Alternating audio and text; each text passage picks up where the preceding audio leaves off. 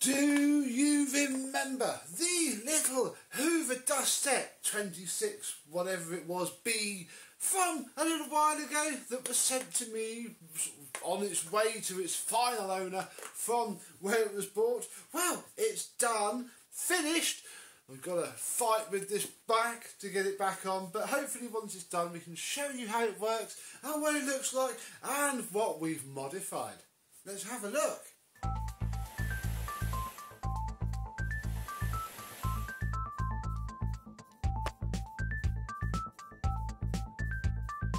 Yes, hello, my vacuum cleaner chums. How are you today? Yes, I am using the time-honoured incorrect way of winding the cable up, a way that is sure to damage the end of the cord protector, so I possibly shouldn't do that, of a Hoover Dustette, because yes, the little Dustette, bless it, is done. And for such a small, tiny machine, oh my goodness, in there was packed, and I wonder if I can, boop, there you go, look, you can probably roughly see that, yeah, in there, which was all packed up with gunk and a lot of fluff, is all out. The motor's been apart, it was on the edge of its life, but now it's pretty flipping good. The replacement cable, which is in no way correct and isn't that nice, is okay. It's cleaned up fine. The plug, I mean, I couldn't do much about the pins because can't remove the pins on these, but that'll clean up in use. And it came up all right.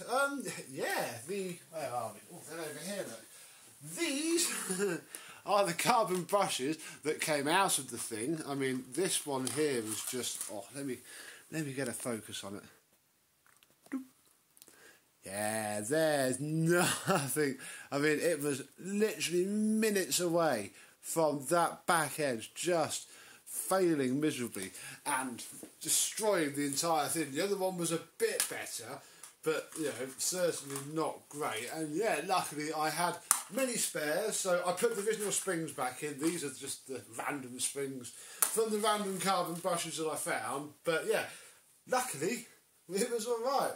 And the RF suppressor was cracked as well. The ancient, really old style RF suppressor was, yeah, cracked and leaking.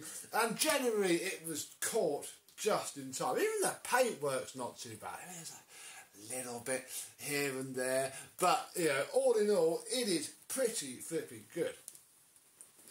This bag was disgusting. It was black and gunky, and I folded it inside out and peeled back the folds, and you can see like another generation of dirt like right up in there that had obviously never been properly cleaned. It's just, you know, do that, put it back on, and obviously that's what they did back in the day. It's also still sadly got its hole, and again, I am not a sewingist sort of person, so for me doing that is a bit of a problem, and I would only make it worse. So instead, we have fitted, it's actually one of those little Vax bags that I got from Barton's. I really wish I got a lot more of those. Literally sandwiched in between the outer bag and the inner bag. As you can see, there's a little bit poking out, but, you know, this isn't permanent. You're going to have to change this at some point. It's probably as good as it's going to get. And now, I need, oh dear, to try and get this back onto the machine. I've also flipping hot glued this seal back in, so that's going to make it 35 times more difficult to get on, and might be one of those jobs where I pause the camera and come back when it's done. Well, it seemed the best way to do this was to take it all back apart so I could get the ring on and see what each of the three pegs were doing. So it's a fairly good opportunity to show you the bag, and this is it in its sort of part-fitted state, gripping it like this and this. I would then feed the bag over and do it up. But we'll take it back, yeah, I did have to cut it really quite straight, and that is as small as you want to go.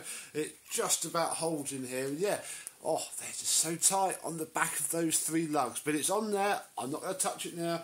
We'll get the bag back on one last time and see how she runs. There we go then, the bag is on. We have the upholstery tool here, but first we'll turn it on. And it runs so much better smells a bit of carbon brush that they're bending in. The bag is nice and plump. And we have excellent suction. Yeah, in fact, the waft of carbon that I got just then has gone. I think it was literally just it bedding in. And yeah, now, I mean, this would only be 140 watts, so not very big at all. In fact, look, we can use, oh, here it is. This is just a bit of an offcut from the bag. Let's make some test. Click, click, click. Obviously, it can't be too big because it will clag up the fan. The fan was okay. It was just the air path. So there's a bit of plastic in there. That didn't help. The whole thing was rusty. That didn't help. And yeah, now... Oh, whoa! Yeah!